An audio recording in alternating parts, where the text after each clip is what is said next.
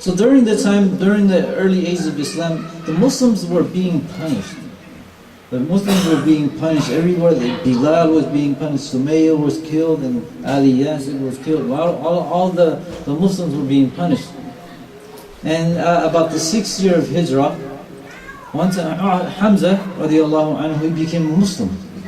So this was the turning point of Islam at that time, when Hamza became a Muslim. Hamza, he loved to go hunting. So one day he went out hunting. When he went out hunting, Abu Jahl, he was around the Kaaba area, and he saw the Prophet sallallahu alaihi wasallam. So he started talking bad about the Prophet sallallahu alaihi wasallam, scolding him and saying bad stuff, evil stuff. The Prophet sallallahu alaihi wasallam was very patient. He was very patient. He just kept quiet. And the more patient the Prophet sallallahu alaihi wasallam got, the more angry Abu Jahl got. He got angry, and then he just struck the Prophet sallallahu alaihi wasallam, and then the Prophet sallallahu alaihi wasallam started bleeding, because he was so angry how the Prophet sallallahu alaihi wasallam was so patient. And then Abu Jahl left and went to sitting in his gathering. That back in the time of Mecca, they always used to sit in this area, like all the elders and all the high people. They used to sit and debate and talk about things. So Abu Jahl went to that area where everybody else was sitting. Then Hamza came from hunting. When Hamza came back from hunting, there was a lady. She told Hamza the story. He said, Abu Jahl, he beat your nephew. So Hamza, with his arrogance, because they always protect each other. The tribes, they protect each other. And Hamza, this was Umar radiallahu anhu's uncle. So Hamza got very angry. He went to Abu Jahl, and then he took his bow and he struck Abu Jahl. And because of his anger, he slipped his words, He says, do you harm my nephew? Why are you harming my nephew? And I'm on his deen. I'm on his religion. I follow his religion. This is just a slip of the tongue. He didn't mean to, but because he was so angry, it just came out. It came out. So everybody was shocked. Now Hamza is a Muslim, right? He didn't want to, but it just came out with the permission of Allah subhanahu wa ta'ala. So at this time, this is what kind of changed Umar radiallahu anhu. Umar radiallahu anhu, he had encounters with Islam that kind of affected him. Like Umar, we say that he was very rough, very strong, but he was very soft. He was very soft. SubhanAllah, Umar radiallahu anhu, he used to have tears, streaks right here coming down his eyes, because he cried so much that you'll see marks of tears coming. He cried so much because of this softness that he had. Radiallahu anhu.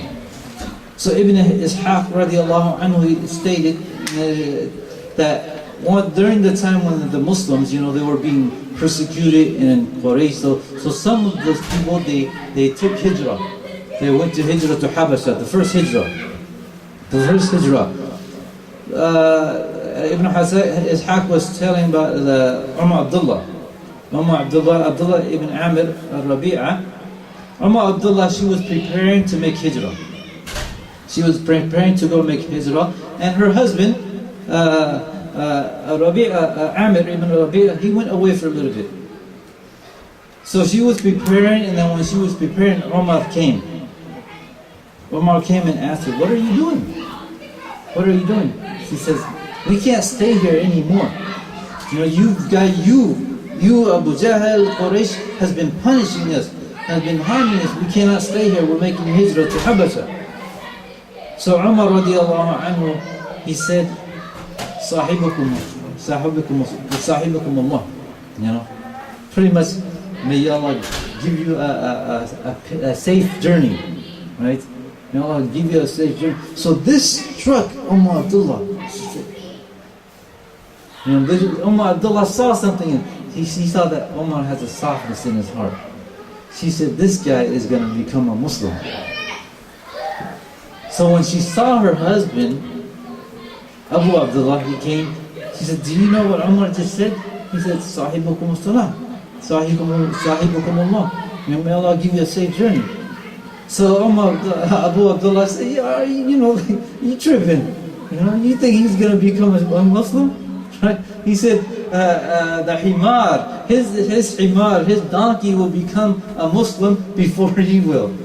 This is like his yaqeen, like, heck no, Umar is not going to become a Muslim, right? Because of his, how he was one of the greatest enemies of Islam. So that was one of the encounters that he had. Another encounter that Ibn Ishaq mentioned, that one night, Umar radiallahu anhu, he was looking for his partners, his homies, right?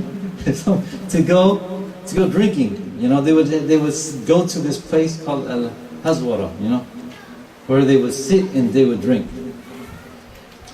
So he's looking for his homies. He goes around to this place. He looked for his friends and everything like that, and then he couldn't find them.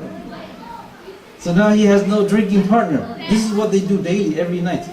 He couldn't find them. So then what he did was he went to the person who sells wine. He went to the person who sells wine, but he couldn't find the people that were selling wine. So he said, man, I just go to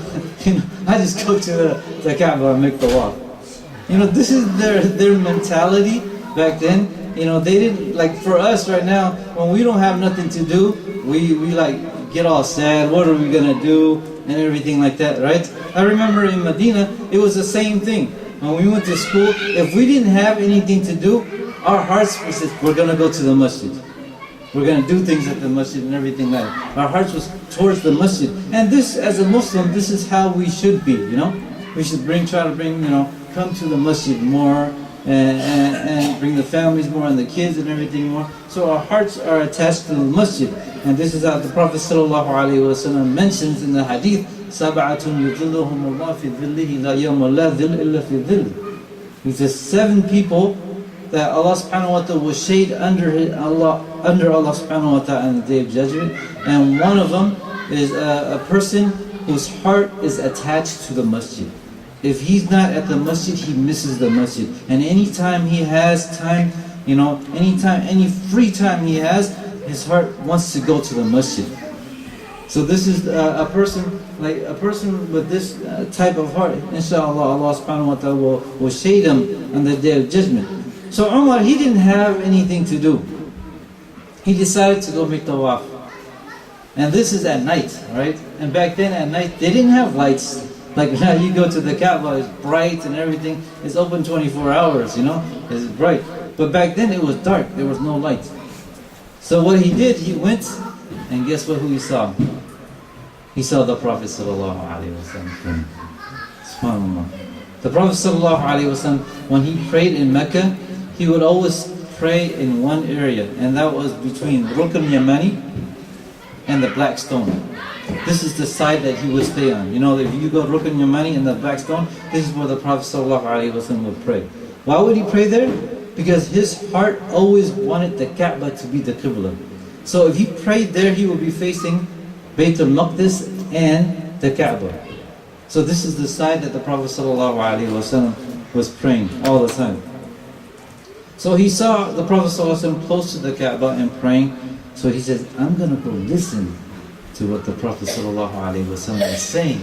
So he hid under the curtains, and he went from Maqam Ibrahim side, and he went inside the curtains, as Ibn Ishaq mentioned, and then he went around, and then he placed himself right in front of the Prophet ﷺ. And at this time, the Prophet ﷺ was reciting Surah Al-Haqqa. Al-Haqqa, what does Al-Haqqa talks about? It talks about Yawm al-Qiyamah. So Umar radiallahu anhu, he was sitting here and he was listening and it was touching his heart. He says he never heard anything like this, right? It was touching his heart and he never heard anything like this. So the Prophet sallallahu alaihi wasallam, so Umar radiallahu anhu, in his mind, he was saying, this guy, Muhammad, he's a talented poet. He's a poet. So Allah subhanahu wa ta'ala revealed the ayat, وَمَا هُوَ بِقَوْلِ شَاعِرٍ قَلِيلًا مَا تُؤْمِنُونَ. So the ayats, when he said that in his heart, Umar said, this guy is a poet. It was in his heart, he was thinking to himself. Then the ayats, then the Prophet ﷺ read the ayats, وَمَا هُوَ بِقَوْلِ شَاعِرٍ قَلِيلًا مَا تُؤْمِنُونَ. And it is not the words of a poet. Little will believe. So Umar distracted him. He said, what, this is crazy. You know, I was just thinking of that myself. And he read this ayat, وَمَا هُوَ بِقَوْلِ شَاعِرٍ. This is not the words of a poet. So then Umar, he started thinking, this must be a sorcerer, a soothsayer. Then the Prophet ﷺ recited, وَلَا بِقَوْلِ كَاهٍ قَلِيلًا مَا تَذَكَّرُونَ. So he says, nor is this the words of a kahin, a soothsayer. So Umar, he was just thinking, this guy must be a soothsayer, a magician or something like that. But then the Prophet ﷺ read the ayah, so now it struck Umar radiallahu anhu. He says, this is different. This is special in his heart. He was thinking this. And then Allah subhanahu wa ta'ala finished, then the Prophet ﷺ finished the surah, تَنْزِيلٌ مِّن رَبِّ الْعَالَمِينَ. And it is the revelation of the Lord of the world. And Umar radiallahu anhu, when he was listening to them, he was amazed by these words. So this is the other encounter that Umar radiallahu anhu, he had. And this is what kind of like got him ready. Kind of like softened him up. Softened him up to accept Islam. Then the next day, or next few, after Hamza accepted Islam, about 3 days later, Umar radiallahu anhu, he accepted Islam. So the next day, Umar radiallahu anhu, he was very angry still that the Prophet that Hamza struck Abu Jahl. Why? Because Abu Jahl was Umar's maternal uncle. His uncle on his mother's side. Maternal uncle. So Umar, he was very angry. And he says, man, today I gotta go kill the Prophet ﷺ. I gotta take this person out. I gotta settle it because Quraysh is separating. You know, on top of that, how he didn't like Islam, his Quraysh is separating. So his plan today was to go kill the Prophet ﷺ. He was very angry. So he took out his sword, you know, he took it out of the sheath and he was just carrying his sword. On the way to go, his intention was to go kill the Prophet ﷺ. On his way, he met Nu'aym ibn Abdullah. Nu'aym ibn Abdullah, he was one of the people who hid their Islam. He hid his Islam and nobody knew he was a Muslim. So when he saw Umar radiallahu anhu carrying his sword and looking very angry, he stopped him. You know, they were friends, so he stopped him. He says, where are you going? What are you doing? You know, so Umar says, I gotta go kill Muhammad. You know, he's causing too much trouble in Quraysh. He's splitting up Quraysh. So I'm gonna go kill Muhammad. So Nu'aym, he was shocked. He didn't know what to do. He didn't know what to do because he didn't want Umar to go kill the Prophet ﷺ. So Umar, he thought of something real quick. He says, you know, why are you going to go kill Muhammad? You know, if you go kill him, then you know his tribe, Bani Hashim, is going to come kill you, right? So Umar says, he just pretty much said, I do not care. You know, I'll give up my life just to keep Quraysh together, right? I'll give my life just to keep Quraysh together. So Nu'aym, he was like, oh man, and then he thought about it. He says, Umar, how are you going to go kill somebody? How are you going to go kill Muhammad when your sister and your brother-in-law has accepted Islam? Umar didn't know this. So right now we would call this guy, we would call him like a snitch, right? We would call him a snitch. So he snitched on Umar's sister who accepted Islam and her husband, right? But he did it for a good reason. He did it to protect the Prophet ﷺ. Otherwise, he would never throw another companion under the bus like that. right? So Umar, when he heard this, he got very angry. He went to his sister's house, Fatima. He went to his sister's house, and as he approached the door, he heard some noise reciting. In the house was Fatima, his sister, and her husband, Sa'id ibn Zayd. You know, he was one of the companions that were promised paradise. Sa'id ibn Zayd, and also Khabab ibn Arat. Khabab ibn Arat, he was one of the ones who could recite the Quran. So he was teaching them the Quran. So he heard some voices, and then he knocked the door real hard. He knocked and banged up the door. So when Fatima and those inside, they heard the door knock. They said, "Who is this?" It was Umar. So when they heard that, Khabab, he went hiding in the back somewhere. He went hiding, and then Umar, he came in. And he says, "What is that noise that I was hearing? What's that noise? What is that we were reading?" So Fatima, which they had the loha, or they write on the Quran, and sometimes like leather. So she put it under her thigh, right? So Umar said, "What are you reading?" And then Umar says, "I heard that you guys became Muslim. Is that true?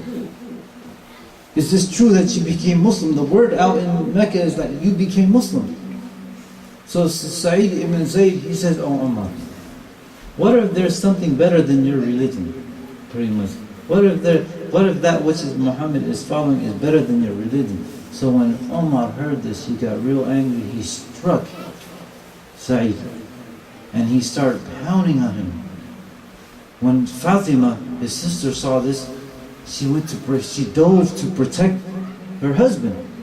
And when she dove to protect her husband, Umar swung and hit her too. Swung and hit her, and then she fell back. And then when Umar radiallahu anhu saw this, his heart was struck, because now she was bleeding. She was bleeding, and then Umar, he had softness in his heart. And Fatima, she says, "Ya Aduwallah, O enemy of Allah, do you like? Do whatever you want to us. Yes, we have accepted Islam. Ashhadu an la ilaha illallah wa ashhadu anna Muhammadan Rasulullah. Ya Aduwallah, O enemy of Allah, we have accepted Islam. Do what you like." So Umar radiallahu anhu, he was like, man, in his mind, all this was going on. You know, and he was thinking, SubhanAllah, the Muslims, even the weak people are strong. You see Bilal, he was a slave, but he fought. And Sumayya, she fought until she died. And now my sister, she's sacrificing her life. So all this was in her head. It's like, and then his heart got soft, and he says, "Give me what you're reading." He says, "Give me what you're reading." So Fatima, he says, "You can't touch it. You're najis, you know? You're filthy."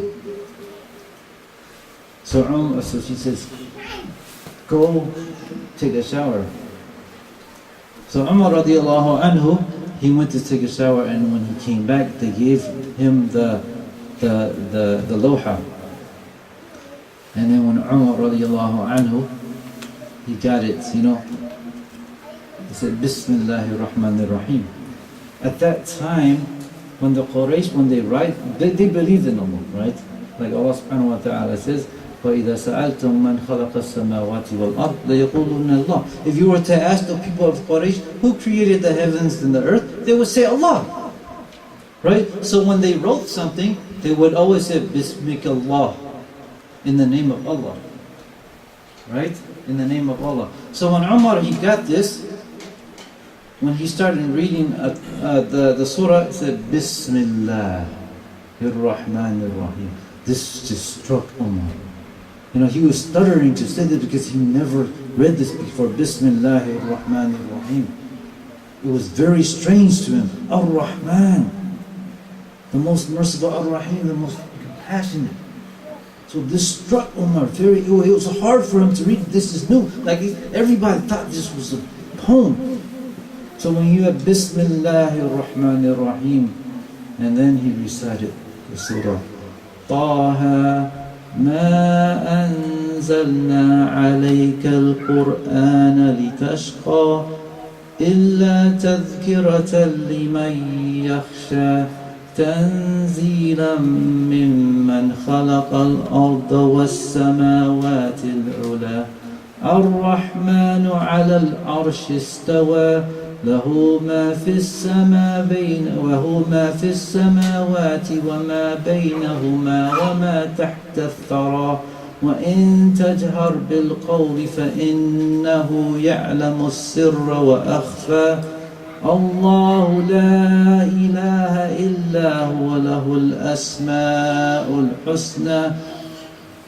When Umar, he read this, it hit him so hard, he started crying. This surah is so powerful. You know, Taha. Nobody knows what Taha is. You know, Alif, Lam, Mim. This is what's special about the Quran. You know, that back then they were poets. They knew like what eloquent was, you know. But when you read the surah Alif, Lam, Mim, or you read Taha, it just melts your heart. It just melted his heart. Right? Taha, and then, so this like kind of melted his heart. ما أنزلنا عليك القرآن لتشقى. We have not sent down the Quran to you, O Muhammad, for you to be distressed. We did not send it down for you to be as a burden. Right now people think they take the Quran as a burden. But this is not what the purpose of the Quran is. The purpose of the Quran is to make it easy on people. You know, to make people fall in love and melt in their heart, just like it melted Umar's radiallahu anhu's heart. So ما أنزلنا عليك القرآن لتشقى. We did not send this down the Quran to you, O Muhammad, to distress you, but it is only as a reminder for those who fear Allah. Okay, for those who fear Allah, of revelation from He who created the heaven and the earth. Ar-Rahman al-Arsh istawa. The most merciful, He is above on His throne. To Him belong what is in the heavens and what is in the earth, and what is between them, everything in it. And all this was going through Umar radiallahu anhu's mind. And if you speak aloud, then indeed He knows the secrets, and He knows what's hidden. Okay? There is no deity except to Him. Allahu la ilaha illa hu. So when he read this ayat, Umar was just bawling, crying hard. Allahu la ilaha illa hu wa lahu al-asma' al-husna. And for Him is the beautiful names. So now Umar, he is crying, his beard is wet of tears. He said, when Khabab saw that, he came out of hiding. Happy, he's seen Umar like this. You know, he said Umar was crying, so he asked, when Khabab came out, he said, Khabab, tell me where Muhammad is. A person, whoever brought this, deserves to be followed, deserves to be worshipped. This Quran deserves to be worshipped. So Khabab, he says to the Prophet sallallahu alaihi wasallam, he says to Umar radiallahu anhu, he says, Umar radiallahu anhu, he said, the Prophet ﷺ made dua yesterday. Allahumma a'azz al-Islam bi ahad al-Umarain. Oh Allah, strengthen Islam with the two Umar. Umar ibn Khattab or Umar ibn Hisham, the two Umar. Umar ibn Hisham was Abu Lahab. You know, so the Prophet ﷺ made dua. Oh Allah, strengthen Islam with either one of these two. But in the heart of the Prophet ﷺ, as in a narration, was Umar ibn Khattab. So Khabab, he says, I think Allah subhanahu wa ta'ala has chosen you, Umar, from the dua that the Prophet ﷺ made. So Umar, Khabab, he says, Umar, he is at Dar al-Arqam, Arqam ibn Arqam. This is where they used to hide, this house. They used to hide and teach each other there. So Umar, he went there.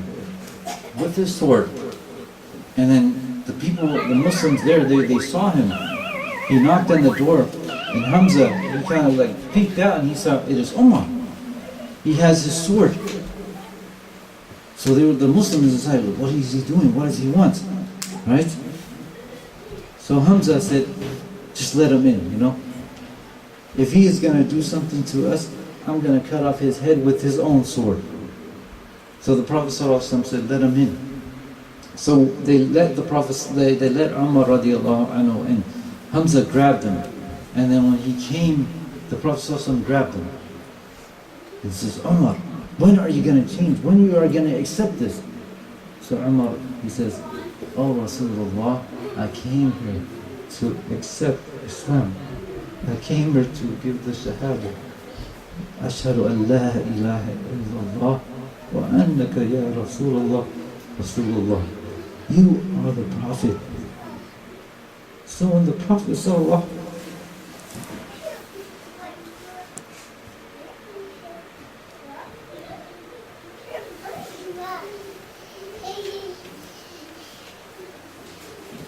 ﷺ saw this, he yelled, Takbir, Allahu Akbar! Allahu Akbar! And everybody in the house screamed, Allahu Akbar! They yelled so hard that the whole Mecca heard it. SubhanAllah. They were so happy that Umar radiallahu anhu, the greatest tyrant, the strongest person in Quraysh, has accepted Islam. So they yelled, they screamed, Allahu Akbar! Everybody was happy. So Umar, what did he do? Ibn Hishaq mentioned that when Umar radiallahu anhu embraced Islam, the first person he left Dar Arqam, and he went to Abu Lahab's house. He knocked on Abu Lahab's door. He said, Ya Umar, know that I have accepted Islam. Abu Jahl said, what? You accepted Islam? No way. Don't say that. He says, I have accepted Islam. So Abu Jahl slammed the door on Umar. Then what did Umar do? He wanted to go tell everybody. You know, everybody before this who accepted Islam, they hid it. But Umar, he wasn't scared. He went out, and then somebody said, you know, to him, do you want to know everybody about, you want to tell everybody about you? There's this person called Jamil ibn Ma'mar Jumahi, right? He's like pretty much like the CNN in Quraysh. You tell him something, he's gonna go tell right away. So Umar, he heard about this guy, so he went to Jamil ibn Ma'mar Jumahi. He says, Ya Jamil, know that I accepted Islam. Jamil didn't even look at him. This is his trait, you know. I don't know if we have anybody like this in our community or not, but this is a bad sifa. This is a bad character to have. You know, the person who tells all the news, right? The CNN and the tell. So Jamil, he didn't even look at Umar. He just got up and went straight to the Kaaba. He didn't question Umar. He didn't question him or anything because he wanted to tell this news. This is like prime news. This is breaking news, right? This is breaking news. So he went to the Kaaba and he says, Ya Quraysh, qad saba'a Umar. Right? He said, Ya Quraysh. And people back then, when a person accepted Islam, he's like, qad saba'a. He had like pretty much, he has left our deen, our religion, you know? It was a bad way of saying this person accepted Islam. So Umar, when he was following him, he says, Kadhabta, you lied. I accepted Islam. You know, he didn't say, I didn't leave Islam. I didn't leave your religion. I accepted Islam. You know, because that's what they say when a person enters Islam, he saba'a. You know, he left Islam. It's a derogative way of saying that he left the deen. So Umar, he said, Kadhabta, you lied. I became a Muslim. But ya Quraysh, I am a Muslim. So when the Quraysh heard that, they came out and they started hitting him. And they were like Ibn Hishaq said, this was like about noontime, right? And Umar, he was trying to fight them back, you know. But there were so many people, you know, so many people that they just started fighting him. So Umar just sat down, you know. He just sat down and they were just beating him. So Umar later on, he went back to the next day. He went back to Ibn Arqam, the house of Arqam Ibn Arqam. He went to the Prophet sallallahu alaihi wasallam. He says, "Ya Rasulullah, are we not on the truth?" The Prophet sallallahu alaihi wasallam says, "Yes, we are on the truth. Islam is the truth." And Umar radiallahu anhu said, "Ya Rasulullah, why are we hiding Islam? Why are we hiding it? Let's go." So this is the time it changed. The Muslims got together, 2 lines, about 20 people on each line, right? In front of one line was Umar. In front of the other line was Hamza. SubhanAllah, nobody's going to do anything. In the middle was the Prophet sallallahu alaihi wasallam. So they started walking to Quraysh. La ilaha illallah Muhammadur Rasulullah. They walking saying the Shahada, and everybody heard this. So and then this was the first time they were able to pray in the open. They were able to pray in the open. Why? Because of Umar radiallahu anhu is Islam. Abdullah ibn Mas'ud, he used to say that we were unable to pray at the Kaaba until Umar accepted Islam. So this was the strength of Umar. There is no men in the face of the earth, you know, like Umar radiallahu anhu. You know, Umar radiallahu anhu, Michael Hart, you know Michael Hart, he wrote the book, 100 most influential people in the face of the earth. The number 1 is Prophet Muhammad, right? You know what number Umar is? He wrote number 52 in Michael Hart's list of the most influential people in the whole world. Number 1 was Prophet Muhammad, was the most influential. Number 2 is Prophet Isa alayhi salam. But this, you know, this is wrong. Umar should be one of the top 5, you know? You know, after Abu Bakr radiallahu anhu. In Islam, you know, we see what Umar did. So this is the time when he was in Mecca. In time when he was in Mecca, you know, they were being persecuted. So the Prophet ﷺ ordered the Muslims to start making hijrah. The first hijrah was to Habasha, to Ethiopia. Now the real hijrah, you know, the hijrah is to Medina. So a lot of people, they were making hijrah, but they were hiding. Some would go at night. Some would go at times where people didn't know. They would hide things. They would leave, you know, some people, when they left, they didn't bring anything.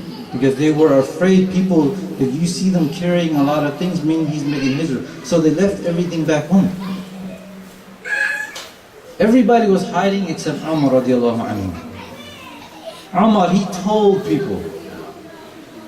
people that he is making hijrah.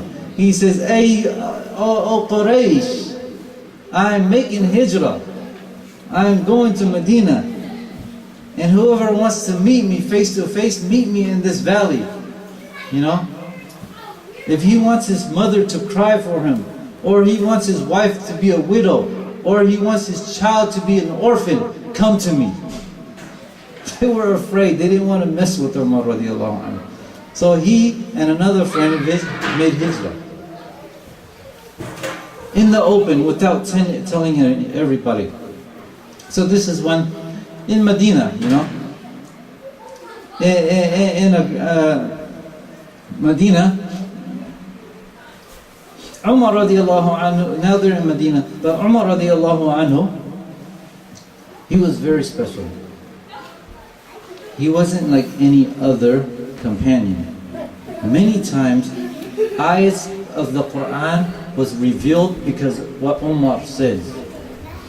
Umar radiallahu anhu, he says in a hadith, I agreed with my Lord on 3 things. 3 things that Allah subhanahu wa ta'ala revealed because of Umar. He says that the ayat, وَاتَّخِذُوا مَقَامَ إِبْرَاهِيمَ مُصَلَّى, right? To take the place of the you know, the maqam Ibrahim right now, the place where we pray. So Umar radiallahu anhu, he was described as in performing as, and Umar says, "Ya Rasulullah, why don't you take this place as a place for prayer?"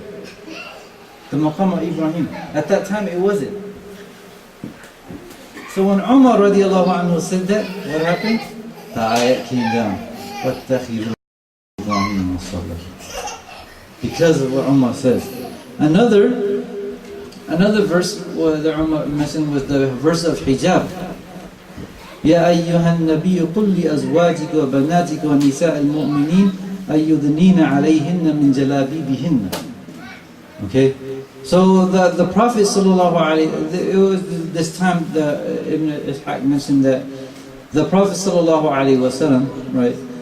Back then they had this ghira, right? The ghira is kind of like a jealousy, a protection of women. Unlike today, we let our women do things, you know? We let our women dress things a certain way. We let our women talk to other men. This is wrong. Umar radiallahu anhu, the Prophet, they had this ghira. They didn't like it when people talked, so they kept their wives away from people, right? Because they had this ghira, kind of like a jealousy. They wouldn't let their wife talk to certain people. They wouldn't let their wives not even dress a certain way. But today, subhanAllah, we don't protect our wives at all. We let our wives do anything, go anywhere and do everything like that. There's no ghira, you know. So Umar radiallahu, he had ghira as the Prophet sallallahu alaihi wasallam did too. So that ayat was revealed in hijab, covering the women. Umar radiallahu anhu, he felt, there was one of the narration is that Umar radiallahu anhu, he felt uncomfortable with the fact that people used to visit the Prophet sallallahu alaihi wasallam's house a lot. All types of people. So Umar radiallahu, and then in the house is who? The wives of the Prophet sallallahu alaihi wasallam, right? All the wives of the Prophet sallallahu, the mother of the believers. And one of the wives was Hafsa, his daughter. Right? Umar, the Prophet ﷺ married Umar's daughter. So he said, Ya Umar, he says, Ya Rasulullah, you know, a lot of people, they come visit you. You know,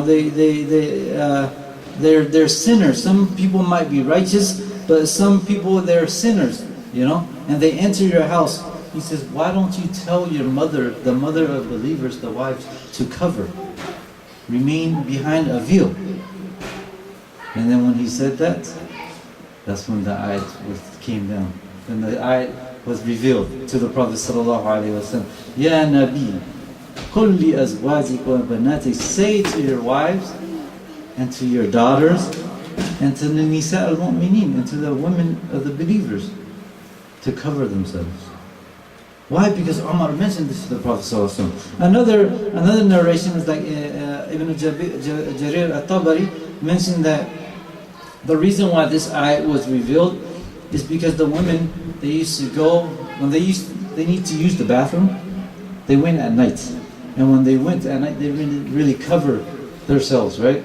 So Umar radiallahu anhu, he mentions to the Prophet sallallahu alaihi wasallam, Rasulullah, tell the women to cover themselves when they go use the bathroom at night, because we can see them.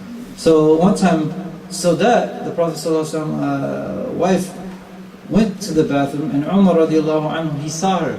He says, Ya Saudat, you know, just to give her attention, just to say, hey, I see you. And the next time, cover yourself, you know. So then this is what Ibn Jarir, he said, rahimahullah, he said that this ayat was revealed because of this situation. But this is the second thing, you know, Umar, when he says something, an ayat gets revealed. And this is why the Prophet sallallahu alaihi wasallam, he says, Umar, if there was a prophet after me, it would be Umar. So he didn't mention Abu Bakr, he said it would be Umar. Why? Because Umar was adl, he was very wise, and he knew, he kind of like, he didn't know the future, but he had great farasa, you know, he could read things very good. Another time when the ayat was revealed because of Umar radiallahu anhu, was because the wives, they were jealous, they had a problem between the wives. So Umar radiallahu anhu, he said to the wives, you know, perhaps, you know, he said to the wives, if you guys keep on acting like this, maybe Allah subhanahu wa ta'ala, maybe the Prophet sallallahu alaihi wasallam will divorce you, and Allah will give him better wives. So when Umar radiallahu anhu said this, Allah subhanahu wa ta'ala revealed the ayat, أَسَى رَبَّهُ إِن طَلَّقَكُنَّ أَن يُبْدِلَهُ أَزْوَاجٍ خَيْرًا مِنْكُنَّ مُسْلِمَاتٍ مُؤْمِنَاتٍ قَانِتَاتٍ تَائِبَاتٍ عَابِدَاتٍ سَاحِيَاتٍ ثَيِّبَاتٍ وَأَبْكَارًا. So perhaps if he divorces you, Allah subhanahu wa ta'ala revealed the ayah, perhaps if the Prophet Muhammad, if he divorces you, O women, O wives of the Prophet, Allah would substitute you with someone better, a wife better than you. So this ayah is revealed. Why? Because Umar said that to the wife of the Prophet sallallahu alaihi wasallam. So this is how Umar radiallahu anhu, his status in Islam was. When he became a Muslim, he was very strong, you know. And you know, when in his time he did a lot, especially during his time when he was the Khalifa. He changed the world. Umar radiallahu anhu. Abu Bakr, when the Prophet sallallahu alaihi wasallam, Abu Bakr became the Khalifa for only 2 years. Umar radiallahu anhu took the reign and for 10 years. He took the reign for 10 years, but he changed everything. Umar radiallahu anhu. He accomplished so many things in 10 years, you know, that nobody has done what he has done. So Umar radiallahu anhu, he was pretty much, you know, we said he was 13 years younger than the Prophet sallallahu alaihi wasallam. So he ruled, you know, the Khilafah about, you know, he died at the year of 23rd year of Hijrah. You know, 23rd year of Hijrah, this is when he died. So when he was the Khalifa, one of the first things that he did was fire Khalid ibn Walid. He fired Khalid ibn Walid. He demoted Khalid ibn Walid. Khalid ibn Walid, who was Khalid ibn Walid? He was the greatest warrior of all time. He never lost a battle. There's only 2 people in the whole in history that never lost a battle. Was Khalid ibn Walid and Genghis Khan. These 2 people, every war that they went, they won. They defeated. Even Uhud. Uhud, who won in the battle of Uhud? The Quraysh. Why? Because Khalid ibn Walid. They beat the Muslims. Why? Because Khalid ibn Walid, at that time, he was not a Muslim yet. But because of his strategy and everything like that, he was able to beat the Muslim in the battle of Uhud. So when Umar, one of the first things he did was he demoted Khalid ibn Walid. He stopped Khalid ibn Walid from going to war. And people thought there was a problem. He says, no, I do not hate Khalid ibn Walid. But the problem is that the Muslims' iman was becoming low. They were dependent on Khalid ibn Walid. You know, Umar radiallahu anhu, he says the victory is from Allah, not Khalid ibn Walid. So people were believing in Khalid ibn Walid and their iman was getting low now. Because they believed that Khalid ibn Walid, without Khalid ibn Walid we cannot win, we cannot defeat anybody in war. So Umar, very wise. When he became Muslim, he says, Khalid ibn Walid, you're staying here now. This is why Khalid ibn Walid, radiallahu anhu, he wasn't a person that knew the Quran a lot. You know? Because he was always in the battlefield. He never read the Quran much. He never studied the Quran. He had very little knowledge of the Quran. Why? Because all his knowledge was in the battlefield. This was his forte, the battle. So when he was demoted, you know, when he was fighting, during the time when he was fighting, his heart always wanted to learn the Quran. He always wanted to. But he didn't have time because he was always in the battlefield, fighting and fighting and fighting. So he couldn't do it. So now that when the Prophet, Umar radiallahu anhu demoted him, when he was the Khalifa, he fired Khalid ibn Walid. Now Khalid ibn Walid had time. So he started learning the Quran. So this shows you how truthful he is. Right? Khalid ibn Walid. He said, if I had time, I'm going to read Quran. So this is what he did when he had time, when he stopped going jihad, he started reading the Quran. Unlike us, we say when we have time, it's just an excuse. If I have time, I'll go to the masjid. If I have time, I'll read the Quran. If I have time, I'll do this, I'll do that. But when we do have time, we're out doing something else. Because we're not truthful to it. In our heart, we just use it as an excuse. You know, just to get away from things. Just to say, okay, okay, you don't have time, mashallah, you're busy, you're working, you gotta take care of your kids and everything, so okay, we'll give, everybody looking at him, okay, he's so busy. But inside, you truly don't want to do it. So Khalid ibn Walid, inside, he says, if I had time, I'm gonna read Quran. So when he was demoted, he actually started studying the Quran, started reading the Quran. So this shows you how truthful he was. So this is Umar radiallahu anhu. He demoted, one of the first things that he did was demoted Khalid ibn Walid. He fired Khalid ibn Walid. He said, you stay in Medina. You're not going anywhere anymore. We're sending Abu Ubaidah, we're sending Sa'd ibn Waqqas and this and that to go battle. So that's what they did. Umar radiallahu anhu, when he was the Khalifa, he started the Hijri calendar. Right now we do the calendar, when we look in the Islamic history, we calculate according to the Hijri calendar. Back then, the Umar radiallahu anhu, they were confused. When they write a letter, they didn't have a date. They didn't have a date, Back then they would say, oh, the when the Prophet ﷺ died was the day, the year, when the Prophet ﷺ was born, the year of the elephant. Because this is when the Surah Al-Fil, when the elephants came from Yemen and everything. So this is what they would mention. So now Umar radiallahu anhu, he says, all these other people, they have dates and everything like that. We must establish dates. So he started the Hijri calendar. So the first Hijri calendar is from the time when the first day in the Islamic calendar, from the time when the Muslims left Mecca to Medina. That's the first year. So this is when Umar radiallahu anhu, when he became a Khalifa, he started the calendar. In 10 years, 10 years of the Khilafah, subhanAllah, 10 years of the Khilafah, he defeated 2 superpowers. Right now, who are the superpowers? America, Russia, right? Or America, China. In 10 years, Umar took them all out. The superpower, Rome and Persia. The wisdom and the tactics of, Umar. When they were fighting the Persians and everything like that, the Umar radiallahu anhu, he wrote a letter. And how did they defeat their enemies? Umar radiallahu anhu, he wrote a letter. This is one of my favorite letters. I remember, subhanAllah, when I used to study, I used to take my book that I carry around, I used to always carry this letter with me. And I would always read it and remind me.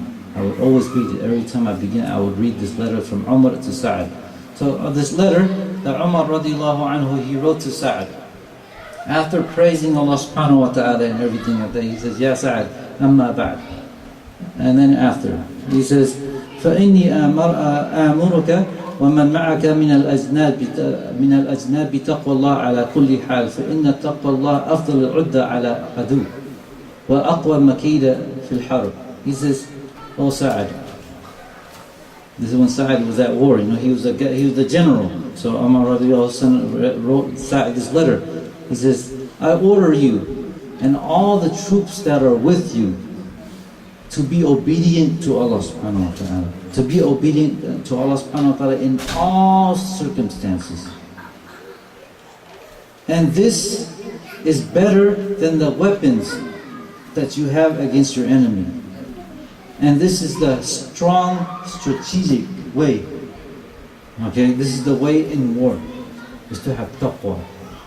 وآمرك ومن معك أن تكون أشد احتراسا من المعاصي منكم من عدوكم فإن ذنوب الناس أخوف عليهم من عدوهم.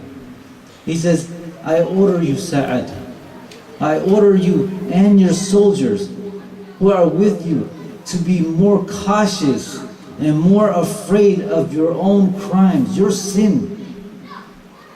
To be cautious of it, to be afraid of that, of your sins more than your enemy. So be careful of your sins. Don't be afraid of your enemy, be careful of your sins that you do. As the sins of the soldiers are more dangerous to them than their enemy. Then he says, وَإِنَّمَا يَنْصُرُ الْمُسْلِمِينَ بِمَعْصِيَتِهِ عَدُوِّهِمْ ولولا ذلك لم تكن لنا بهم قوة لأن عددهم ليس كعددهم عددنا ليس كعددهم ولا عدتنا كعدتهم. He says, O Muslim, the Muslims are victorious. All this time the Muslims are victorious only because their enemies are disobedient to Allah subhanahu wa ta'ala. Only because the enemies of Allah, they commit sins.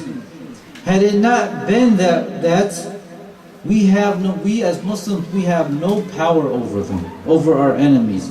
Because their numbers, our enemies, have a lot more than us. Right? Their numbers our numbers are not equal to their numbers. And our weapons are not equal to their weapons. So the only thing is the sins that is defeating the enemy. فإن استوينا في المعصية كان لهم فضل علينا في القوة وإلا ننصر عليهم بفضلنا ولم نغلبهم بقوتنا. He says, if we commit crimes and sins as they do as our enemy, then our enemies will have superiority over us and power over us. So this shows you the mentality of Umar radiallahu anhu. He was very fearful of Allah subhanahu wa ta'ala.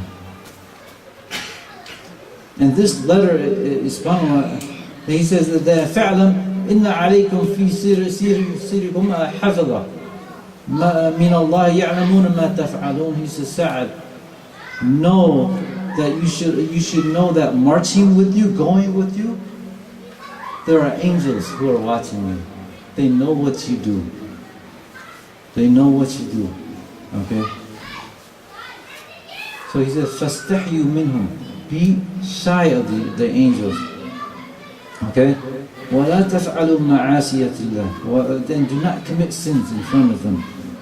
وَأَنْتُمْ فِي سَبِيلِ اللَّهِ. And you are on the path of jihad. Do not commit sins. Okay, so this is just a brief letter of the letter of Umar. Like I said, it's a beautiful letter. It's one of my favorite letters, because it reminds you that you have to be cautious of your sins, Our sins is what's stopping us from doing things. Our sins is what's stopping our barakah. Our sins is what's stopping the rizq. Our sins is that's why it's hard for us to memorize the Quran, because we commit. Right now we look at things and it doesn't affect our hearts anymore. Like the story of Musa, one person was sinning for 40 years, and this is why Allah subhanahu wa ta'ala prevented the rain from coming down, because of one man's sin. And your sin, it affects me. My sin affects you. My sin affects your mom. My sin affects your dad. We have to think that way. Just like Musa, this man, he sinned for 40 years, so Allah subhanahu wa ta'ala prevented the rain. They gathered up, and then Musa alayhi salam, the people were saying, we don't have no rain, let's gather and pray for rain. So Allah said, Musa, there's somebody that's been sinning for 40 years. So Musa alayhi salam, he said, he told the person to get up, get out of here. The person didn't get up, and then it started raining. So Musa said, Allah, the person didn't get up or anything. Why did it rain? Allah subhanahu wa ta'ala says, because that person, he repented. And this is a short story of it. He repented, and then Musa said, Ya Allah, show me who this person is. Allah subhanahu wa ta'ala says, Ya Musa, for 40 years this guy's been sinning, and I kept it away from everybody. Now he has repented and you want me to reveal him? No way. Because of this guy's sin, it affected the whole nation. So yes, my sin, it does affect you. It does affect your family. It does affect, and this is how we have this one ummah. This is why we have this brotherhood. We have to watch over each other and remind each other. If somebody's committing a sin, remind them. Because honestly, it is affecting us. And when we start reminding each other, al-amr bil ma'ruf and nahy anil munkar, which I think is gone now these days, commanding the good and forbidding the evil, nobody does it anymore because they're afraid somebody is going to get mad or something. So when somebody is doing something, we don't remind them. And this is why Islam is so weak these days.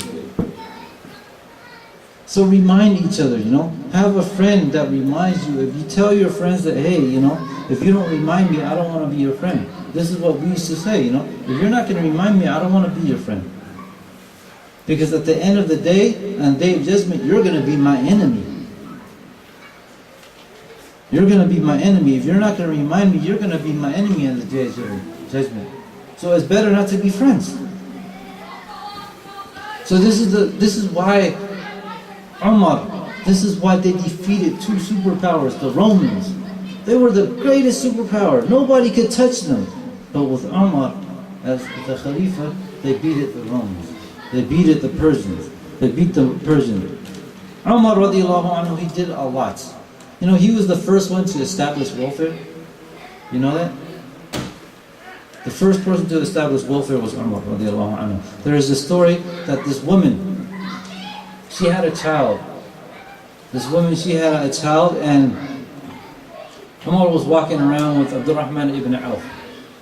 And then he saw this woman, and this woman's child is, the child is crying. So Umar got angry, he said, Ya Amatullah, oh servant of Allah, quiet down your child, he's crying, he's making a lot of noise. And throughout the whole day the child was crying. He says, you're a bad mother. Take care of your child. Umar was mad. So he sat and he said, why can't you take care of your child? He says, then she said, yeah. He says, she didn't know this was Umar, right? Umar was very humble. He didn't go, he went around, he didn't tell people it was him, So she said, you know why my child is crying? Because Umar radiallahu anhu, he set a system. He says, for every child who has been weaned, when a child is born, their rights is to be breastfed for 2 years. That's the child's rights. So the women, they should breastfeed. Or else the child, they could be questioned on the day of judgment. The child's right is that the mother breastfeeds the child for 2 years. Right? So that's the haqq of the child upon the woman. The rights. So Umar radiallahu anhu, he says, what he did before, he says that every child that has been weaned after 2 years, they get a stipend. They get money. They get money from it. So this woman, she says, I don't have nobody to support me. I'm alone. Nothing to support me. So what I'm trying to do, I'm trying to wean my child. Because when you wean your child, it takes a long time, sometimes a few days, sometimes a week for the child to get used to it, after breastfeeding. So I need that money. She says, I need that money, so I want my child to stop breastfeeding. So he gets this money from Umar radiallahu anhu. So Umar asked, how old is he? She said, he's not 2 years old yet. He said, ittaqillah, give it his rights. So at that time when Umar radiallahu anhu heard this story, he went back to Medina. SubhanAllah. He went back to Medina. When he prayed Fajr, he was crying so hard. Abdurrahman ibn Auf said nobody understand a word he was saying because he was crying all day. The whole prayer he was crying, thinking of this lady. Then after prayer he says, Wayhaka ya Umar. He turned to the people, he says, oh, woe to you, Umar. How many children have you killed because of this rule talking about after you wean, then I'll give you money. So from that moment, Umar says, every child will get a stipend. Every child will get money. He feared Allah subhanahu wa ta'ala. Umar, when he was the Khalifa, he feared Allah. He didn't fear people. He was even afraid of the roads. He would fix the roads, the streets for the animals because he was afraid that Allah subhanahu wa ta'ala was going to question that the animal, they trip and then they fall and break their leg and the animal was going to ask him on the day of judgment. So he would fix the road to make it easy for the animal. This is how much he feared Allah subhanahu wa ta'ala. Now these days, now these leaders and stuff, they don't care about their people anymore, right?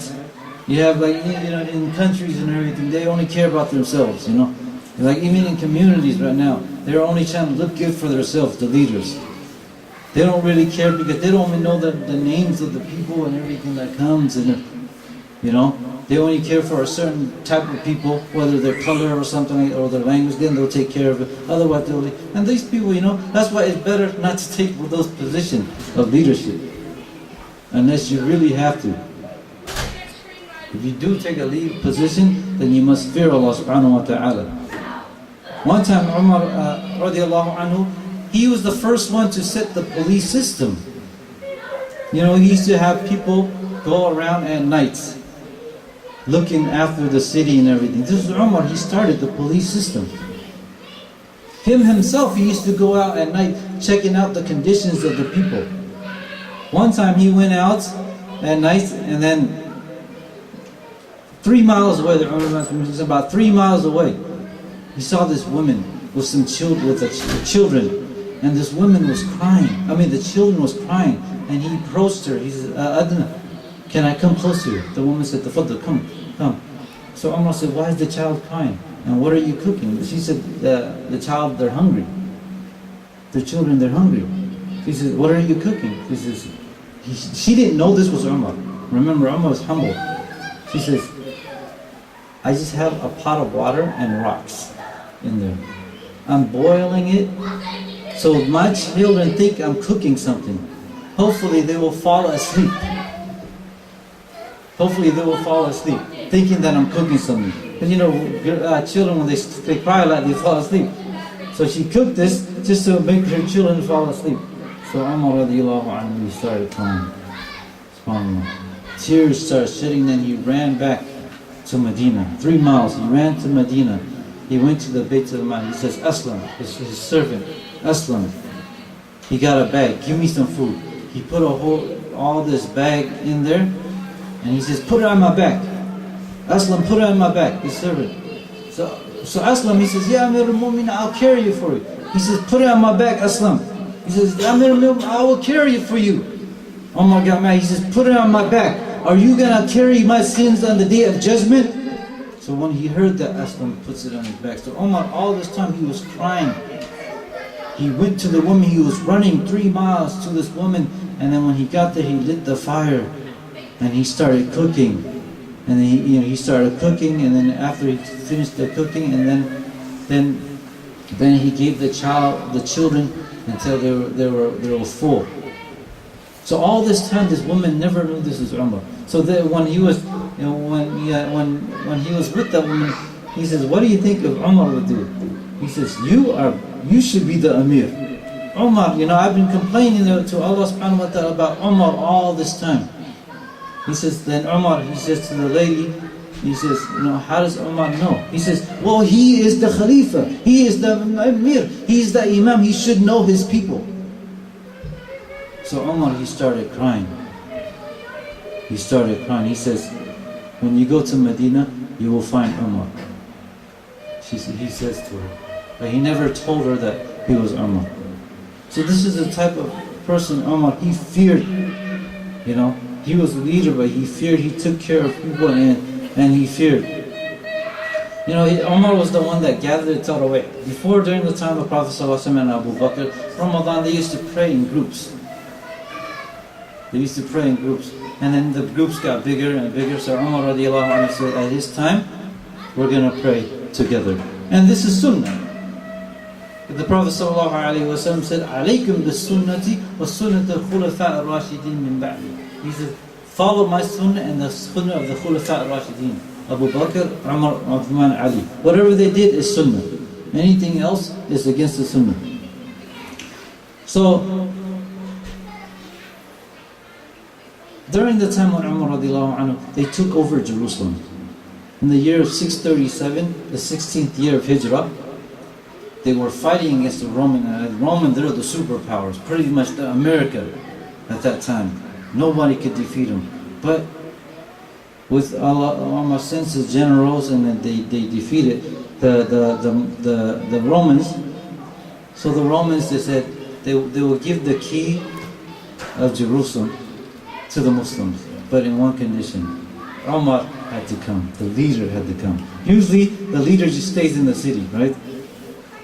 So Umar radiallahu anhu, when he heard this, he was thinking, man, this might be a setup. They might want to kill me. But at this time, the leader, the bishop, it was just pretty much a welcoming party. A welcoming, they subhanAllah, the bishop and the Hercules and everything, they invited so many people. All the bishops, all the cardinals and everything, and they laid this red carpet for Umar radiallahu anhu. They laid a red carpet for Umar radiallahu anhu, waiting for him. The whole city of Jerusalem there, at this time the Christians took over. The Christians, when they took over, they didn't like the Jews. So the temple of Sulayman, the Haykal of Sulayman, they threw garbage. That's where the dump was. Because the Christians, they didn't like the Jews. So that's where they threw garbage, you know. So when the Christians took over and then they were defeated by the Muslims, they decided to give the keys. At this time, Umar, he was the most powerful man in the world.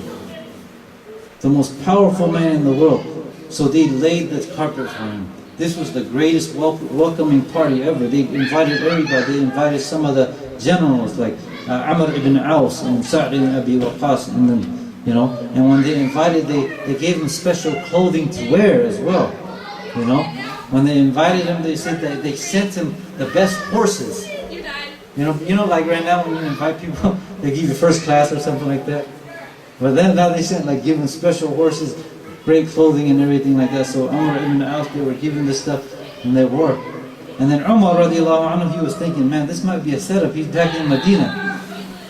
So he said, okay, I'm just going to go. So him and his servant, they decided to go Jerusalem, right, to accept the keys. When they went, Umar says to his servant, if we go, I'm going to make a deal with you. The deal is that half-half.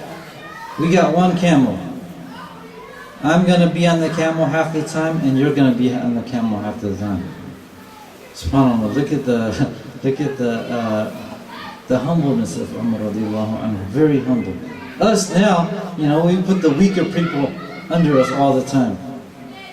You know, the leaders always put the weaker people under, but Umar, he was under the weaker people. So he would walk half the time. He made an agreement. So they were walking, as they were getting closer to Jerusalem, and this is a long journey. It's not a 2-hour flight, 3-hour flight. It takes weeks and months, you know. So they're walking. His servant is on the camel half the time, and he's walking. He's pulling the reins of the camel, and then they switch off. Umar, when he was going, he was wearing clothes, very old. It is said that his clothing had 16 or 17 patches. I mean, it was ripped and he just threw it back. 16 or 17 patches. And this is who? The Khalifa.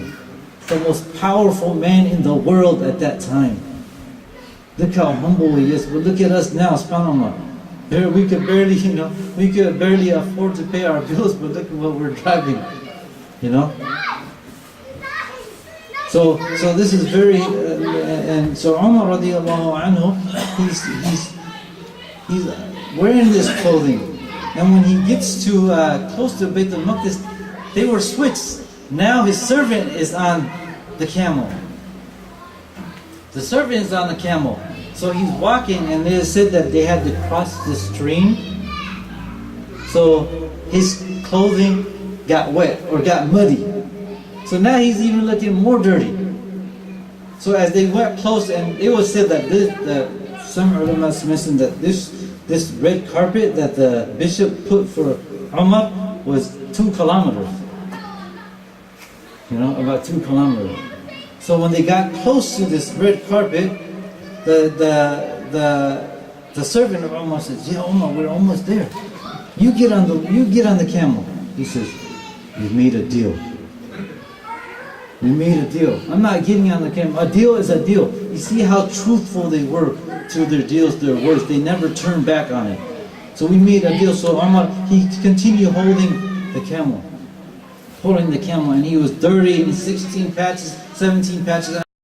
When Abu Ubaidah ibn Jarrah, he saw this, he ran to Umar. Everybody in Jerusalem is waiting for Umar. This powerful man, thinking that he's going to be dressed all nice and looking all beautiful like their kings, right? Like their rulers. But Umar, he came in this scrubby clothing. Abu Ubaidah says, "Yeah, Umar, you're embarrassing us. Look at their rulers. They got beautiful clothing and look at your clothing." So Umar radiallahu anhu, he says, he hit Abu Ubaidah in the chest, he smacked him real hard. He says, "Allah, ya Abu Ubaidah, if it wasn't you saying this, I would make you an example for the Ummah. Because if it's you, I'm not doing anything to you. But if it was someone else, I would make you an example." He says, the greatest phrase, one of the greatest phrases of all time. He says, "Ya Abu Ubaidah, inna kunna adalla qawmin. Inna kunna adalla qawmin." He said, "Oh Ubaidah, verily we were the most disgraceful people. The people of the Quraysh, the most disgraceful people. They drink and they're bad to women and the most disgraceful people. Kunna adalla qawmin fa'azzana Allah bil Islam." But Allah subhanahu wa ta'ala honored us with Islam. فَمَهْمَا نَطْلُبُ الْعِزَّةَ بِغَيْرِ مَا أَعَزَّنَا اللَّهَ بِهَا أَذَلَّنَا اللَّهِ. He says, if we seek honor from anything other than Islam, then Allah will disgrace us. SubhanAllah. This phrase is so powerful. Coming from the most powerful man in the world at that time. So humble, he didn't care about how he looked. It was Islam that made him the most powerful. Not his clothes, not his money, not his car, not his house, but Islam made him this way. It wasn't because of his, he's from this country or he speaks this language. It was because Islam. So this is how we have to see things. We cannot, when we do things, we cannot build things or do things in the name of our country or our flag. This is not Islam. We do it for the sake of Allah, for the sake of the Ummah. This is how we do it. Not for a certain culture. This is wrong. This is why Umar radiallahu anhu they were able to take from the east of China all the way to Europe. Because of this mentality. They feared Allah subhanahu wa ta'ala. So when they went, Umar radiallahu anhu, I will try to finish by now, talk so long. It's just, Umar is the greatest story, man. It takes days, but I'm trying to crush this up. So Umar radiallahu anhu, when he came in Jerusalem, the bishop, his name is Bishop Sophronius, he says, SubhanAllah, look how humble this Umar was. So humble. Look how he's dressing. So he gave him the keys. As he promised, he gave him the keys to the Muslims, right? So Umar radiallahu anhu has the keys now. So the bishop, now he's taking them around the city and he shows them the place where the Christians worship. This is the place, the church where Jesus Isa alayhi salam was crucified. So this is the most sacred place. The most sacred place is this church right here. So he enters that with this bishop, and then it's time to pray. So the bishop said, Umar, why don't you pray here? Pray here.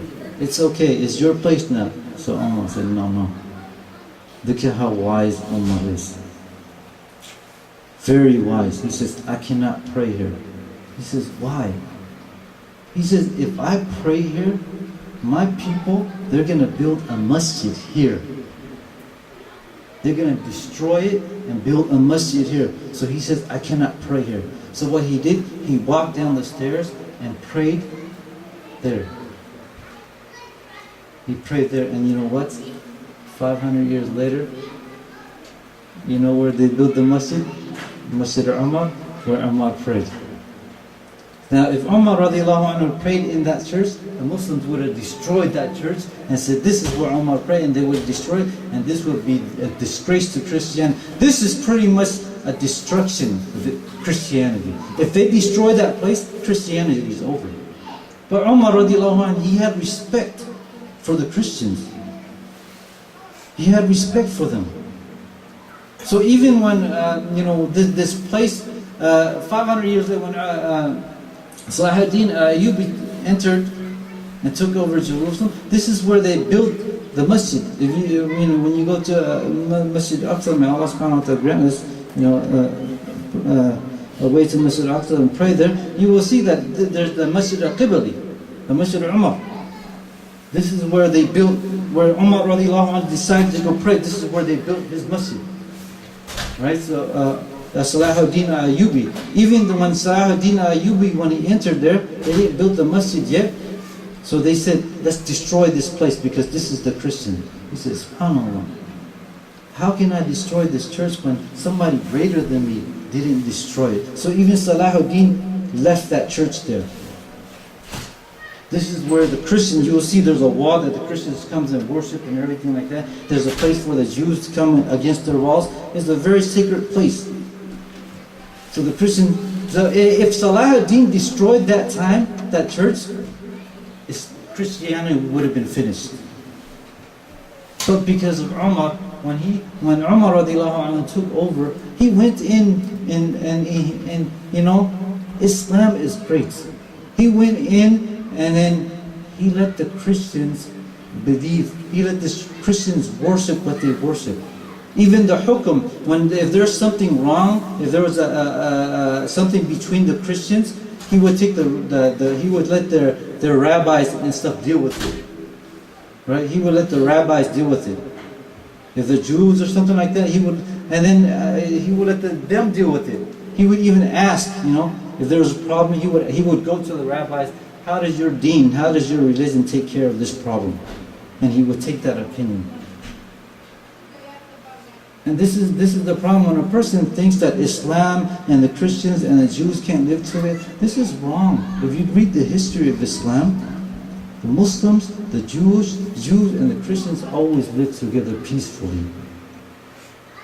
Always lived together peacefully. When Umar radiallahu anhu, after he prayed, you know where he went? He says, where's the Haykal of Sulayman? Where's the temple of Sulayman?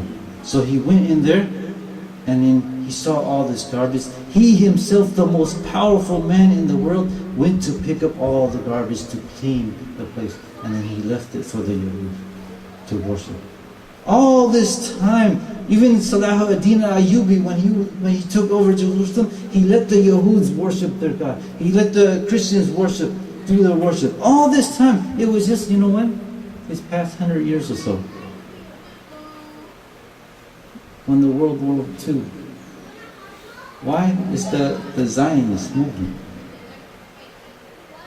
Back then, all these years back then, the Muslims and the Christians always lived together peacefully. But just recently, within 100 years or so, from the Zionist movement, they're trying to change things around. They're trying to blame each other, make each other fight each other. So this shows you how the Muslims were back then. And how Umar radiallahu anhu was with the Christians, with the Jews. Everybody got to do what they did. No, there was no fighting, nothing. So Umar radiallahu anhu, this is when he died. He died in the 3rd year of Hijrah. And when he died, subhanAllah, when Umar radiallahu anhu was in Medina, he used to make dua all the time. Allahumma rzuqni shahada fi sabilik. Allahumma rzuqni shahada fi sabilik. Ya Allah, give me shahada in the path. This is the dua that we should all say. You don't want to die a regular death. You want to die fi sabilillah. This is the best death, and whenever you're in sujood, this is just the dua that you should be making. Allahumma rzuqni shahada fi sabilik. Give me the death of the shaheed. And he says, waj'al mawti fi baladi rasulik. And he says, make my death in the city of the Prophet. So the people were questioning, how are you going to die fi sabilillah in the city of the Prophet? There's no jihad in Medina, you know. There's no jihad in Medina. So they were like, what kind of dua is it? This is the dua that he would always make. Right? He wanted to die in the city of Medina. May Allah subhanahu wa ta'ala grant us shahada in Medina, city of Medina. Because if you die in Medina, you buried in Baqi', if you die, the Prophet sallallahu alaihi wasallam will be a witness for you on the day of judgment. He will intercede for you on the day of judgment. So this is where we want to die in Medina, you know. And this is the dua that we should always ask for. Don't worry about your kids. If you go to Medina, make dua that you die there. Don't worry about your kids. Allah subhanahu wa ta'ala will take care of them. Don't worry about your family. Allah will take care of them, whether you're there or not. So the Prophet, Umar, he used to make this dua.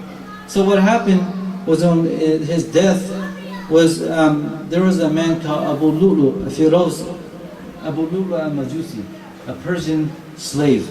He was the slave of Mughira ibn Shu'bah. Mughira ibn Shu'bah, he bought Abu Lu'lu al-Majusi, and then he brought him to Medina. At that time, the Prophet ﷺ, or Umar, he didn't let anybody live in Medina. If you were a Muslim or anything like that, he wouldn't let. But Mughira ibn Shu'bah, he requested this from Umar. He said, Umar, this guy, he's a craftsman. You know, he was a carpenter and he is ironsmith. He's good. You know, maybe we can use him. So Umar radiallahu anhu says, okay, you know, maybe we should let him be in Medina. So what happened? You know, he lived there for a little bit, and then Abu Lu'lu was complaining about the tax that Al-Mughira ibn Shu'bah was putting on Abu Lu'lu. So he came to the Prophet sallallahu alaihi wasallam and said, Ya Rasulullah, Mughira, he's taxing me too much. So the Prophet sallallahu alaihi wasallam asked, how much is he taxing you? He said, about 2 dirham a day, you know, 2 silver coins a day, you know. He said, this is what the Prophet ﷺ said, what type of work are you doing? He says, I'm a craftsman, I'm a blacksmith and everything like that. And the Prophet ﷺ in his mind said, yeah, this is right, you know, this sounds right. So even though the Prophet ﷺ, he talked to Abu Lu'lu, and so Abu Lu'lu wanted the Prophet ﷺ to go talk to Mughira and try to lower the tax. And as a hakim and stuff, and you always talk to both sides, never listen to one side, right? So Umar radiallahu with his adl, he talked to Al-Mughira. So they said, yeah, this is right, you know, he's paying about the right amount, you know. He's paying about the right amount. So what happened was that Abu Lu'lu kind of got angry, you know. He kind of got angry, he got mad. So from this day, Abu Lu'lu, his heart began darkening. And then what he did was he made a knife, a double-bladed knife. And then one time in Fajr prayer, when it's dark, you know, Fajr prayer, he hid, you know, in a place where nobody can see him. And when Umar radiallahu anhu, he said takbir, and he started the prayer, Abu Lu'lu came and stabbed him, right? 6 times. Bad, you know, this is double-edged sword, so he stabbed him 6 times. Then Umar radiallahu anhu fell down.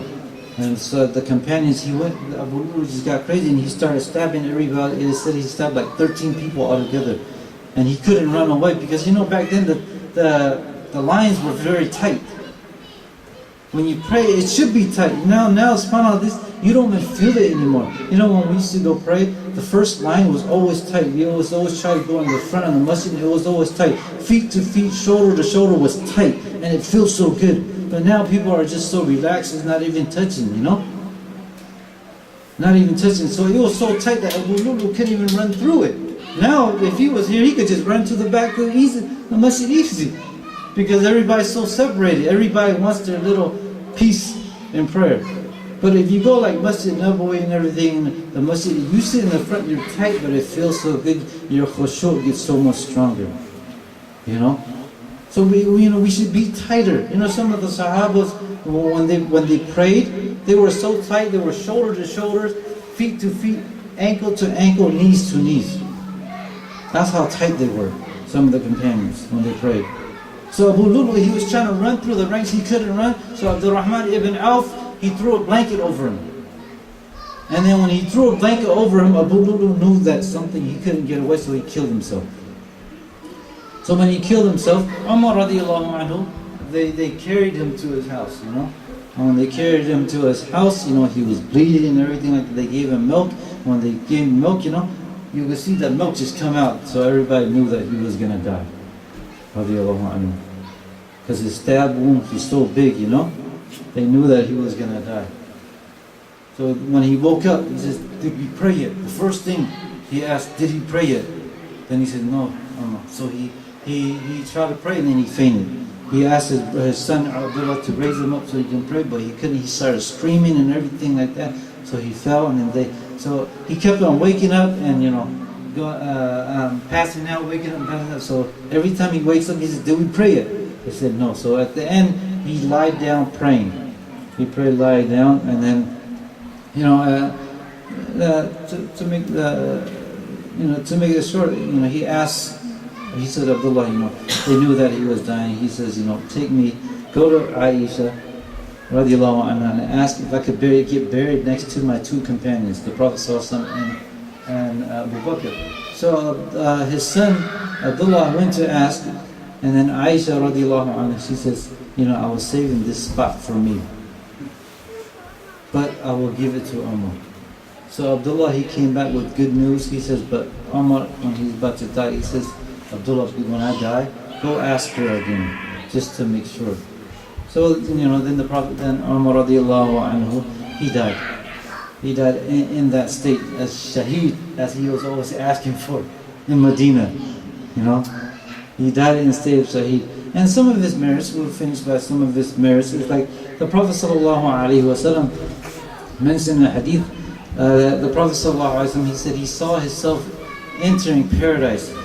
And behold, he saw Rumaysa. Who's Rumaysa? He saw Rumaysa in paradise, Abu Talha's wife. And I heard the footsteps, and I asked, whose footsteps is that? He says, it's Bilal. So then I went into this big palace, and I cried, whose palace is this? He says, this is Umar. You know, this is Umar's palace. And I saw a woman making the wudu. I wanted to go in, but I remember Umar's ghira, his jealousy, and how he protected his woman. So the Prophet ﷺ stood back. He didn't go into the castle of Umar radiallahu anhu. So Umar, when he told Umar this, Umar, he says, let my sacrifice be to you, ya Rasulullah.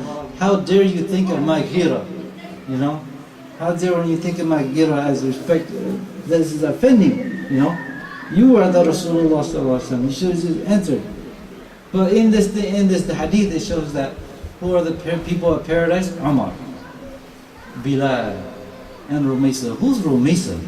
SubhanAllah. A lot of us, we don't know. Rumaysa, she's one of the mother of Anas ibn Malik. Right? Her husband was Malik. And she was from Medina. So her husband, when they were growing, Anas was a child, and he's one of the great scholars, right? So Rumaysa, she used to teach her son about Islam. Always bring her son closer to the Prophet ﷺ. So Malik, Anas' dad didn't like that, you know. So he got mad. You know, he got mad. Why are you teaching our sons about Islam and everything like this? Why are you doing this? You know? He didn't like it. So he went out the house, you know. And it said when he went out the house, he got killed by somebody. So Rumaysa, she was the one who took care of Anas ibn Malik. And this is, you know, usually it's the mother that takes care of the mother is the person responsible for taking care of the children, because the father, he's usually working. Right? But now these days, everybody's working. So who are the kids? Who's taking care of the kids? Their iPads and iPhones and everything like that. You know? So Rumaysa, she was the one that took care of the Anas ibn Malik. And Rumaysa, she was when they heard that her husband died, Abu Talha, he came and asked for her hand in marriage, right? And then Rumaysa, she said that, you know, I'm not going to marry a kafir, because this time they weren't Muslim. He wasn't Muslim. I'm a Muslim, you know. I'm not going to marry myself to a kafir. So Abu Talha was thinking, man, maybe it's because I didn't have the silver or enough gold or silver. So Rumaysa said, no, She says, I want a Muslim, So what happened was that she said, if you become Muslim, that's my mahar to you. SubhanAllah. So when he heard that, he went to accept Islam and he married her, and SubhanAllah, he took care of her. And Anas ibn Malik and the Prophet ﷺ used to always visit her. But this is one of the great women of Islam that's not talked about, Rumaysa. One of the great women of Islam. And this is the stuff that when we learn about this stuff, hopefully it will encourage us to be like these people. So Umar radiallahu anhu, he was one of the people of Ahl Jannah. And Umar radiallahu anhu, like he said, he had taqwa. One time he went to the Prophet ﷺ's house, and all these women were in there. They were yelling, they were screaming. They came to him for an issue, and they were very loud. So Umar radiallahu anhu, he knocked the door. So the Prophet ﷺ said, who is it? He said, Umar. So everybody, all the women just got quiet and went into hiding. They went into hiding, and then the Prophet ﷺ let Umar in. And Umar, he knew all these women were here, he was like, he saw the Prophet ﷺ smiling. So he says, Adhaq Allahu sinnak ya Rasulullah, May Allah subhanahu wa ta'ala keep you smiling. He said, why are you smiling? Because he says, because the women ran away. The women ran away. He said, Umar radiallahu anhu says, do they fear me more than, he says, oh women, do you fear me more than Rasulullah? Fear Allah, Fear Allah subhanahu wa ta'ala. He's the Rasul, you should fear him more. So the Prophet sallallahu alayhi wa sallam said, Umar, when you take a road, when you take Martin Luther King, Shaitan, he takes Rainier. He doesn't come the same road as you. This is how much taqwa Umar had. Shaitan was afraid of him. He's one of a kind. There's nobody in history that is like Umar radiallahu anhu. And like I said, there's so many things that we're when just shortening it doesn't give Umar his rights, And I encourage everybody to read about Umar. Read more about him and learn about him. This is one of the greatest person that ever lived in the face of the earth. There's so much more that we can learn from him, and hopefully, it makes us a better Muslim, One time Umar at the time when there was a drought, I think the 19th year of Hijrah, there was a great drought and everybody was hungry. Even Umar, he wouldn't feed himself. He wouldn't feed himself because he was afraid of his ummah more. One time he was giving khutbah and then his stomach was growling, he didn't eat. Some of the ulama says if it was a couple more months of this drought, Umar would have died because he didn't eat anything. All he would do was eat oil, whatever he had. So when he was giving a khutbah, his stomach was growling. So he says to his stomach, "Qarqari aw la taqarqari." He said, "You can growl if you want to or not, but you are not going to taste food until all the children of Medina eats their food." This is how the Khalifa was. He put everybody else in front of him, before himself.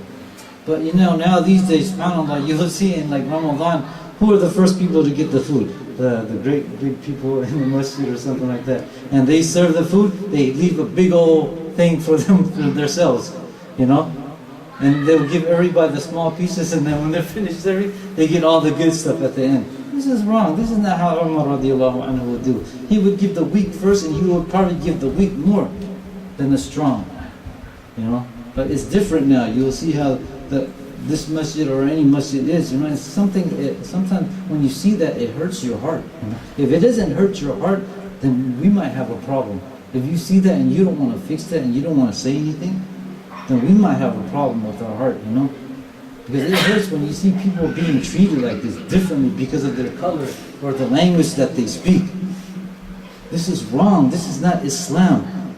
Azan Allah bil Islam. Allah subhanahu wa ta'ala gave us dignity, gave us honor through Islam. But if we're treating other people wrong, this is totally wrong. So I ask Allah subhanahu wa ta'ala to guide us. And I ask Allah subhanahu wa ta'ala to give us more knowledge. And I ask Allah subhanahu wa ta'ala to grant us al-firdaus al-a'la with the Prophet sallallahu alayhi wa sallam and Abu Bakr and Umar and Ali. And I ask Allah subhanahu wa ta'ala to give us all shahada in the city of the Prophet sallallahu alayhi wa sallam. الله تعالى سبحانك اللهم وبحمدك أشهد أن لا إله إلا أنت اللهم إني أستغفرك وأتوب إليك. And I apologize for taking so long. I didn't plan to do all this. But inshallah, next week we'll have another speaker, Sheikh Ghazali. Sheikh Abdul Bari will be next week, and the week after Sheikh Ghazali. And the third week we'll have a doctor, Dr. Adnan, and he's going to come and talk to us about health, in Islam, Because, sometimes we have knowledgeable people, we need to bring these doctors and everything, because we have a lot, in our community, a lot of people are getting sick and they don't know how they're getting sick, how to take care of themselves. So we're going to bring, inshallah, Dr. Adnan and Mustafa to come and speak about these things. And Sheikh Sufyan will be the last in December, inshallah. Allah ta'ala. And try to invite people, I encourage you to invite everybody, even the non-Muslims to come and speak. We have to open our doors to all the Muslims and the non-Muslims. So hopefully, we give guidance to them. جزاكم الله خير.